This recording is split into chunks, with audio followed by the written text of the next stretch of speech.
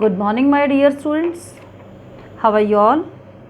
मुझे उम्मीद है आप सभी बच्चे अपने परिवार के साथ स्वस्थ होंगे, अच्छे होंगे और आप अपने समय का सदुपयोग कर रहे होंगे। सुशीला शर्मा की कक्षा 12वीं की हिंदी की कक्षा में आप सभी का स्वागत है बच्चों।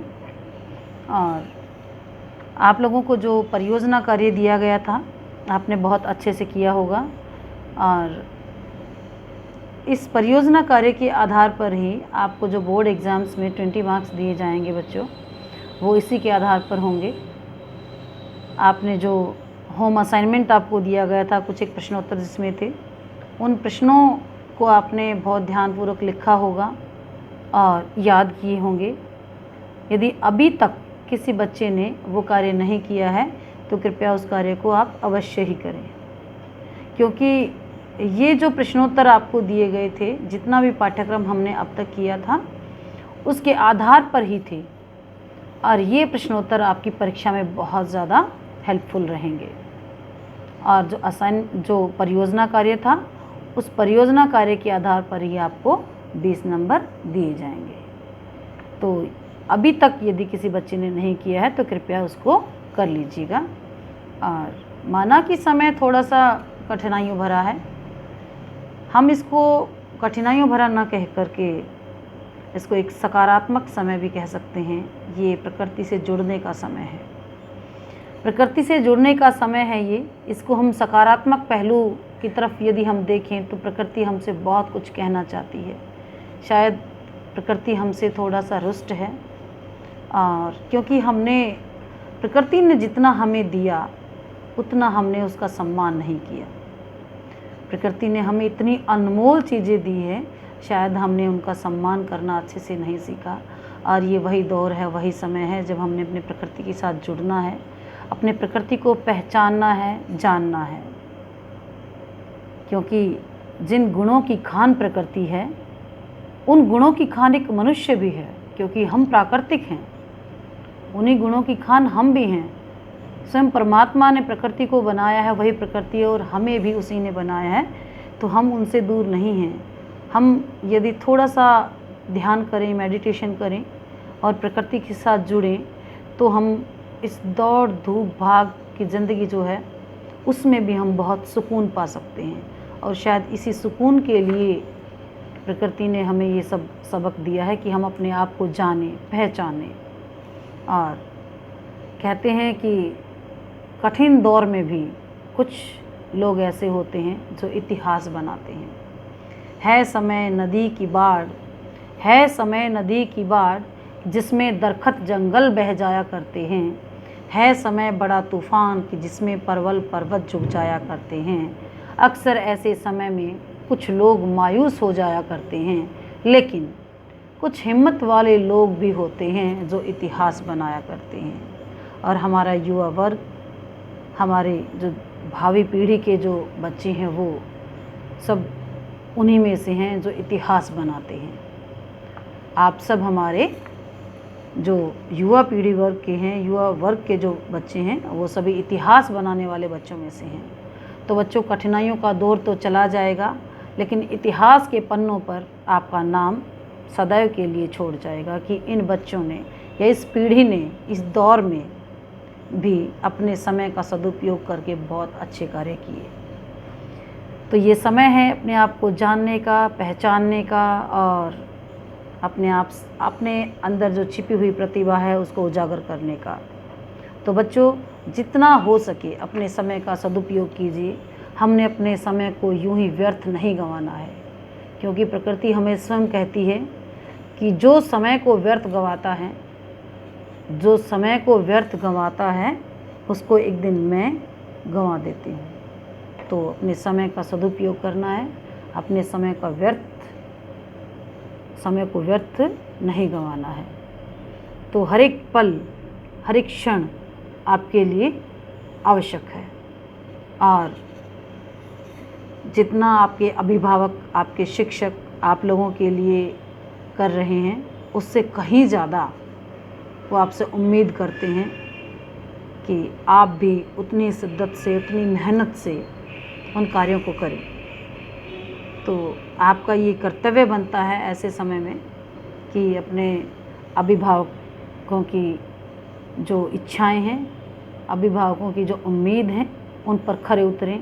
और जो आपके शिक्षक आपसे उम्मीद करते हैं कि जितना हम मेहनत करते हैं अपने बच्चों के लिए, हमारे बच्चे उससे कहीं ज़्यादा मेहनत करें, तभी अपनी मंजिल को आप लोग प्राप्त कर सकते हैं। तो ये तो कुछ एक बातें हैं जो आपने अपने रूटीन लाइफ में फॉलो करनी है बच्चों, क्योंकि जब तक आप अपना एक प्रॉपर या अच्छे तरीके से कोई शेड्यूल नहीं बनाएंगे, तो आप मेहनत जब एक मंजिल पर जाने के लिए कर रहे हैं और वो मंजिल ही अगर आपको पता नहीं होगी, वो रास्ते ही यदि आपको पता नहीं होंगे, तो वो मेहनत आपकी व्यर्थ ही जाएगी। यदि आप मेहनत कर रहे हैं तो आप सही दिशा में प्रयास करें कि आपने क्या करना है, उसके अनुसार ही आप अपना लक्ष्य निर्धारित करते हुए अपने लक्ष्य की तरफ बढ़ें और मेहनत करें। तो अब हम बात करते हैं अपने पाठ्यक्रम के बारे में। तो बच्चों, कुछ एक छुट्टियों से पहले हमने जो अपने चैप्टर्स कंप्लीट कर लिए थे, मैं उनके बारे में आपको बताती हूँ, और जितना हमारा पाठ्यक्रम रह गया है और हमने अभी कंप्लीट करना है उसके बारे में मैं आपको बताती हूँ। तो देखिए, ये जो हमारा पोइट्री सेक्शन है, इसमें से हरिवंश राय बच्चन, ये जो हमारी फर्स्ट कविता है, ये हमारी कंप्लीट हो चुकी है। और सेकंड है आलोक धनवा द्वारा रचित पतंग। थर्ड है कुंवर नारायण, कविता के बहाने और बात सीधी थी। फोर्थ है रघुवीर सहाय, कैमरे में बंद अपाहिज। यहाँ तक हमने अपना जो काव्य खंड था वो पूरा कर लिया था। अब हम अपने गद्य खंड की तरफ चलते हैं। गद्य खंड में भी हमने जो कंप्लीट कर लिया है वो है महादेव वर्मा द्वारा रचित भक्तिन, जैनेन्द्र कुमार द्वारा रचित बाजार दर्शन, और धर्मवीर भारती द्वारा रचित काले मेघा पानी दे, और फणीश्वर नाथ रेणु द्वारा रचित पहलवान की ढोलक। ये चार जो हैं हमने गद्य खंड में से पाठ पूरे कर लिए हैं, पढ़ लिए हैं, और चार ही हमने कविताएं पढ़ ली हैं, और 2 पाठ हमने वितान के भी पढ़ लिए थे, जूझ और सिल्वर वेडिंग। सिल्वर वेडिंग हमारा फर्स्ट चैप्टर है और जूझ हमारा सेकंड चैप्टर है। ये हमने दोनों पढ़ लिए थे। आलेख, फीचर, यहाँ तक हमारा सिलेबस कंप्लीट हो चुका है। अब हम नेक्स्ट जो करने वाले हैं वो है गजानन माधव मुक्ति बोध द्वारा रचित सहर्ष स्वीकारा है कविता। गजानन माधव मुक्ति बोध द्वारा रचित सहर्ष स्वीकारा है, ये कविता आज हम पढ़ने वाले हैं। तो देखिए बच्चों, सहर्ष स्वीकारा है यानी कि खुशी के साथ स्वीकार कर लिया गया है। क्या स्वीकार कर लिया गया है, इसके बारे में पढ़ते हैं। गजानन माधव मुक्ति बोध का जन्म हुआ 13 नवंबर 1917 को। 13 नवंबर 1917 को श्योपुर, ग्वालियर, ये मध्य प्रदेश में है, यहाँ पर इनका जन्म हुआ। इनका पूरा जीवन संघर्ष में बीता है। इन्होंने 20 वर्ष की छोटी आयु में बड़नगर मिडिल स्कूल में मास्टरी की। इसके बाद सुजालपुर, उज्जैन में, कोलकाता, इंदौर, मुंबई, बेंगलुरु, बनारस, जबलपुर आदि स्थानों पर मास्टरी से पत्रकारिता तक काम किया। इन्होंने कुछ समय तक पाठ्य पुस्तकें भी लिखी। मुक्तिबोध की रचनात्मक ऊर्जा का एक बहुत बड़ा आलोचनात्मक लेखन और साहित्य संबंधी चिंतन में सक्रिय रहा। वे एक समर्थ पत्रकार भी थे। इसके अलावा उन्होंने राजनीतिक विषयों में, अंतर्राष्ट्रीय परिदृश्य और देश की आर्थिक समस्याओं पर लगातार लिखा है। इनकी प्रकाशित पुस्तकें हैं चांद का मुंह टेढ़ा है, भूरी भूरी खाक, काठ का सपना, विपात्र, सतह से उठता आदमी, ये कथा साहित्य है, कामायनी, एक पुनर्विचार, नई कविता का आत्मसंघर्ष, नए साहित्य का सौंदर्य शास्त्र, समीक्षा की समस्याएं, एक साहित्यिक की डायरी, भारत इतिहास और संस्कृति आदि। इनका निधन हुआ 11 सितंबर 1964 को नई दिल्ली में। अब इस कविता की जो रूपरेखा है, इसमें कवि ने जो बताना चाहा है उसके बारे में हम जानते हैं कि कवि ने इस कविता में क्या बताना चाहा है। अब ये प्रस्तुत कविता जो है एक नई कविता के प्रतिनिधि कवि गजानन माधव मुक्ति बोध अपने जीवन के अनुभवों को हम सबके साथ साझा करते हुए दिखाई देते हैं। कवि कहता है कि उनके जीवन की समस्त कमज़ोरियाँ, उपलब्धियाँ, उनका अज्ञात प्रेमी जो है उनके साथ रहता है। हाँ, अब यहाँ पर कवि कहते हैं कि मेरे जीवन की जितनी भी कमज़ोरियां हैं वो सभी उपलब्धियों में बदल गई हैं। किसके कारण? उसकी किसी अज्ञात प्रेमी के कारण। वो अज्ञात प्रेमी कौन है यहाँ पर उन्होंने स्पष्ट नहीं किया। वो उनकी कोई प्रेयसी भी हो सकती है, वो उनकी कोई पत्नी भी हो सकती है, अर्थात या फिर उनकी माँ भी हो सकती है, या फिर परमात्मा को वो अपनी कविताएं समर्पित करते हुए उस अपनी आत्मा को वो अपनी प्रेयसी भी कह सकती हैं। तो कवि इस प्रेम और उसके अप्रत्यक्ष आच्छादन से बाहर निकलना चाहता है। यहाँ पर वो अपने आप से रूबरू होना चाहता है। वो सोचता है कि मेरे ऊपर किसी प्रेम की आच्छादित छाया नहीं, यानी कि किसी प्रेम के आवरण ने मुझे इस प्रकार ढक लिया है कि मैं अपने आप को तो भूल ही गया हूँ, मेरा वजूद तो जैसे समाप्त ही हो गया। अब वो यहाँ पर अपने आप को जानने का प्रयास करता है, क्योंकि इससे क्या होता है कि उसे कमज़ोर और उसके जो प्रेम ने उसको कमज़ोर और असहाय बना दिया है। जीवंतता पाने की चाह में वो अज्ञात को भूलना चाहता है। अज्ञात कौन? जो उसकी प्रेयसी बताई है या उसकी प्रेमिका बताई है, या जिसके बारे में भी वो यहाँ पर वर्णन करना चाहते हैं उन्हीं के बारे में, तो वो उनको भूलना चाहते हैं। यद्यपि ऐसा करना उसके लिए दंड के समान है, कठिन काम है, बहुत आसान नहीं है, लेकिन वो उस दंड को झेलने के लिए भी तैयार है, क्योंकि उसको पता है उस दंड में भी वो उसका साथ पाएगा, उसको भूलने में भी वो उसका साथ पाएगा, और इसीलिए सहजता से वो समय भी उसका कट जाएगा। तो हम फर्स्ट का अभ्यास करते हैं इसका। ज़िंदगी में जो कुछ है, जो भी है, सहर्ष स्वीकारा है। ज़िंदगी में जो कुछ है, जो भी कुछ है, सहर्ष स्वीकारा है। अब प्रस्तुत का अभ्यास हमारी हिंदी की पाठ्य पुस्तक आरोप भाग 2 में संकलित कवि गजानन माधव मुक्ति बोध द्वारा रचित सहर्ष स्वीकारा कविता से लिया गया है। अब इस कविता में कवि अपने बारे में बताते हैं कि ज़िंदगी में जो कुछ भी है सहर्ष स्वीकारा है, कि जीवन में मुझे जो भी कुछ प्राप्त हुआ है। अक्सर इंसान को जो कुछ मिलता है वो उससे खुश नहीं होते, लेकिन यहाँ पर कवि खुश है। जो भी उसको कुछ मिला है, चाहे वो उसकी गरीबी है, चाहे वो उसकी विचारों का वैभव है, चाहे कुछ भी जो उसको अपने जीवन में मिला है, ज़िंदगी में जो कुछ भी है, जो भी है, सहर्ष स्वीकारा। जीवन में जो भी उसको कुछ मिला है उसने खुशी खुशी उसको स्वीकार कर लिया है, इसीलिए कि जो कुछ मेरा है वह तुम्हें प्यारा है। क्यों? क्योंकि वो सोचता है कि जो भी कुछ मेरा है वो मेरी प्रेयसी को प्यारा है, इसीलिए उसको भी वो सब अच्छा लगता है। उसने खुशी खुशी, भगवान ने उसको जितना भी दिया, जो भी दिया, उससे वो खुश है। गर्वीली गरीबी है, ये गंभीर अनुभव सब, यह विचार वैभव सब, दृढ़ता, यह भीतर की सरिता, यह अभिनव, यह मौलिक है, इसीलिए कि पल पल में जो भी कुछ जागृत है, अपलक है, संवेदन तुम्हारा है। अब कवि ने यहाँ पर स्पष्ट किया है कि उसने अब तक अपने जीवन में जो भी कुछ उपलब्धि हासिल की है, या जो भी कुछ उसने हासिल किया है, वो सब कुछ उसे, जो भी उसको प्राप्त हुआ है, वो उसने खुशी खुशी स्वीकार कर लिया है। चाहे वो उसकी गरीबी हो, चाहे वो उसका अनुभव हो, चाहे उसके विचार हो, चाहे वो बाहर की दृढ़ता हो, चाहे अंदर की तरलता हो, ये सब उसके लिए नए हैं, अभिनव है, मौलिक हैं, और ये सभी सामान्य नहीं हैं बल्कि बहुत ही विशिष्ट हैं। यह गर्वीली गरीबी है। अब उसको अपनी जो गरीबी है वो भी प्रिय है, क्योंकि उसमें भी उसको एक गर्व का अनुभव होता है।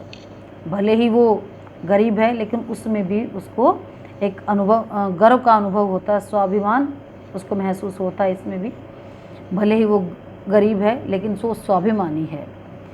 ये अनुभव, ये गंभीर है, ये विचार, ये वैभव, ये सब उसके लिए एक अनुभव के समान हैं।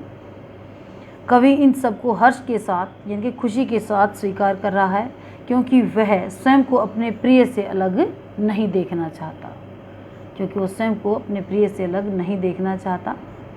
और वह अपने प्रिय से इतने घनिष्ठ रूप से संबंधित है कि उसकी खुशी में कवि अपनी खुशी देखता है, और कवि की प्रिय कवि की सभी स्थितियों को प्रेम करती है। और कवि की जो प्रिय है, चाहे वो उसकी आत्मा है, चाहे उसकी माता है, चाहे उसकी प्रेयसी है, वो कोई भी है, वो उनकी हर चीज़ से प्रेम करती है।